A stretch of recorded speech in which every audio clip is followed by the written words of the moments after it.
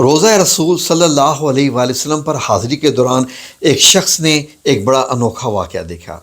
ناظرین، ہوا یوں کہ وہ بیان کرتے ہیں کہ جیسے ہی ہم باب سلام سے داخل ہوئے اور روزہ رسول صلی اللہ علیہ وآلہ وسلم کی سنہری جالیوں کے قریب پہنچے تو ابھی ہم سلام پیش کر ہی رہے تھے کہ انہوں نے دیکھا کہ ان کے سامنے ایک شخص نے جب یہ دیکھا کہ جو سیکیورٹی پرسن ہے جو سنہری جالیوں کے سامنے کھڑا ہوتا ہے وہ تھوڑا سا بائیں طرف ہوا تو اس نے چھلانگ لگا کر روزہ رسول صلی اللہ علیہ وسلم کی جالیوں کے ساتھ اپنا کپڑا لگایا اور واپس آ گیا۔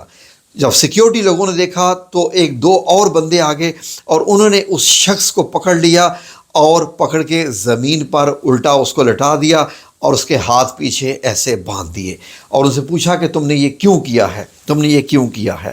اب یہ صاحب جو پیچھے کھڑے تھے یہ بتاتے ہیں کہ میں نے اس سے پوچھا جو نیچے فرش پہ لیٹا ہوا تھا، جب میں اس کے پاس پہنچا کہ تم پاکستانی ہو؟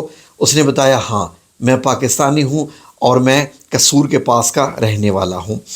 تو یہ کہتے ہیں کہ میں نے سیکیورٹی پرسن جو کہ مدینہ المنورہ میں سنہری جالیوں کی سیکیورٹی پہ مامور تھا اس سے کہا کہ یار اس غریب نے ہاتھ لگا لیا ہے، اس کو چھوڑ دو۔ اس نے کہا نہیں، بالکل نہیں، اس کو نہیں چھوڑنا۔ اس نے کال کر دی تاکہ تھانے والے آئیں، پولیس اسٹیشن اس کو لے کے جایا جائے۔ اتنے میں اس نے ان سے کہا کہ دیکھیں آپ پلیز کو نہ لے کے جائیں، اس نے کوئی بہت بڑا جرم نہیں کیا ہے۔ انہوں نے اس سے کہا کہ تو کون ہو؟ یعنی سیکیورٹی والے، سعودی سیکیورٹی والے نے اس پاکستانی سے پوچھا جو قصہ سنا رہا ہے۔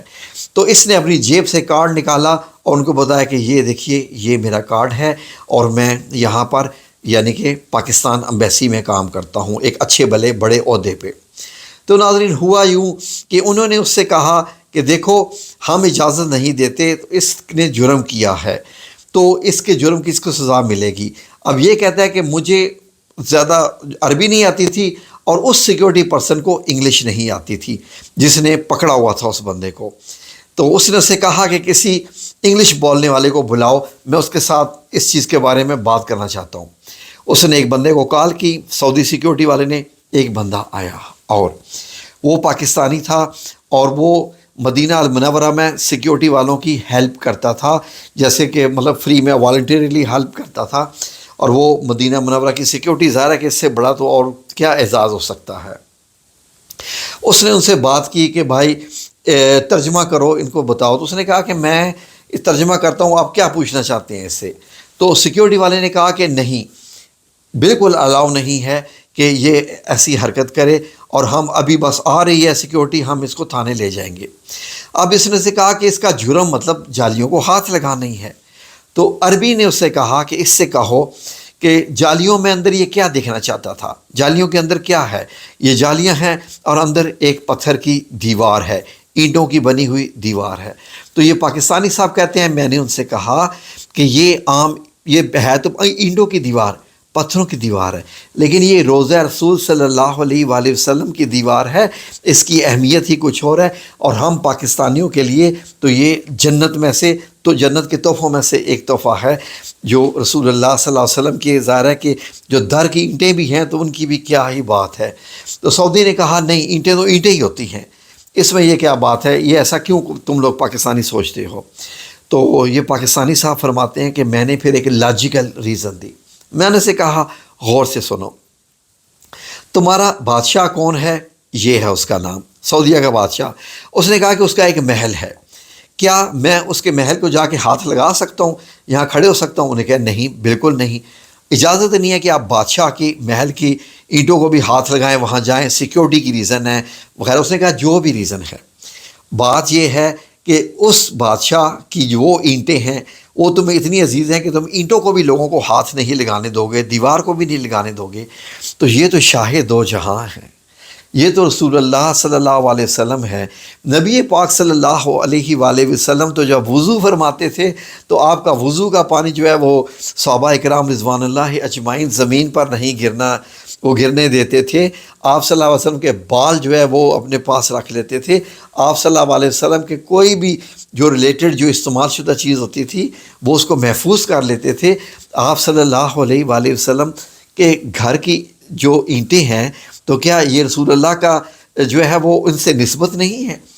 اس مسجد نبی کی ہر چیز کی نسبت نبی کریم صلی اللہ علیہ وآلہ وسلم کے ساتھ ہے، اور اس لیے ہمیں اس میں عمارت نہیں نظر آتی، ہمیں تو یہ رسول اللہ صلی اللہ علیہ وسلم کا گھر ہے، مسجد ہے، اور یہاں رسول اللہ صلی اللہ علیہ وسلم نے زندگی گزاری ہے، اب یہیں پر تو موجود ہیں۔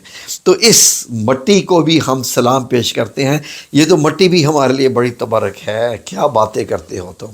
تو اس پہ وہ سعودی خاموش ہو گیا جب اس نے یہ کہا کہ تمہارے بادشاہ کی دیوار کو ہاتھ نہیں لگا سکتی، یہ تو شاہ دو جہاں ہیں جن پہ قرآن کریم نازل ہوا۔ تو ناظرین، نبی کریم صلی اللہ علیہ وآلہ وسلم کی مسجد سے بھی جو محبت رکھے گا، اللہ رب العزت اس کے بھی درجات بلند کر دیتا ہے، اور رسول اللہ صلی اللہ علیہ وآلہ وسلم کے شہر مدینے سے جو محبت رکھے اس کی کیا بات ہے۔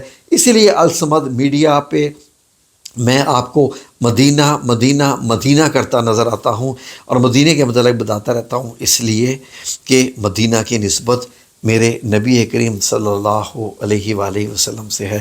اور ناظرین یاد رکھیے کہ یہی وجہ ہے کہ سعودیوں نے وہ تمام گھر بھی گرا دیے جو صحابہ کرام رضوان اللہ اجمعین کے گھر تھے، جو انہوں نے بالکل سارے گرا دیے۔ اب وہ کنواں جس پہ آپ صلی اللہ علیہ وسلم نے تشریف رکھی اور صحابہ کرام رضوان اللہ اجمعین عشرہ مبشرہ کے قدمین یہاں پر تھے، آپ صلی اللہ علیہ وسلم وہاں بیٹھے، جو مسجد قباء کے ساتھ ہے، بیر عریس یا جس کو آپ بیر خاتم بھی کہتے ہیں، وہ کنواں اس کا نشان تک مٹا دیا۔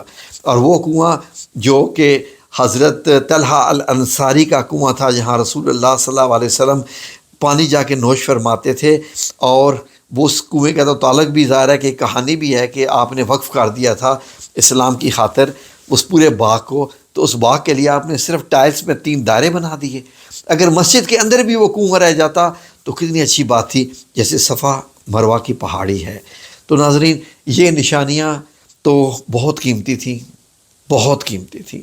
ان کو وہی سمجھ سکتا ہے جو رسول اللہ صلی اللہ علیہ وآلہ وسلم سے ایسا عشق کرتا ہے کہ جس کی کوئی مثال ہی نہیں ملتی۔ جزاکم اللہ خیر۔